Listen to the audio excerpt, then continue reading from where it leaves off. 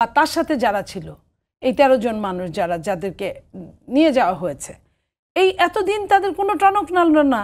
আজকে একটা মিটিং, যে মিটিংয়ে যেটা মঞ্জু ভাই বললেন যে পারমিশন নেওয়া হয়েছে, পারমিশন দিয়েছে, ওইখানে গোয়েন্দা সংস্থা থাকে, সব কিছু ঠিক আছে, তাহলে এই লাগানোটা কে লাগালো?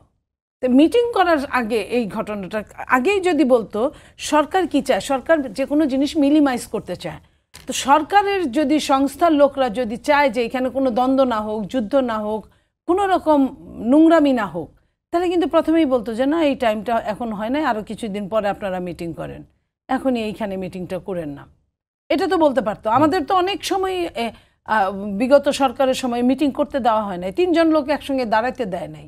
আমরা যে কি বলে মানববন্ধন করব, 3 জন লোকের হাত ধরে আমরা দাঁড়াতে পারি নাই, 2 জন লোক হাত ধরতে পারি নাই। সেই সময়গুলোর কথা আপনি আমরা যদি চিন্তা করি, সেটারই তো এখন এটা ব্যাকফায়ার হচ্ছে।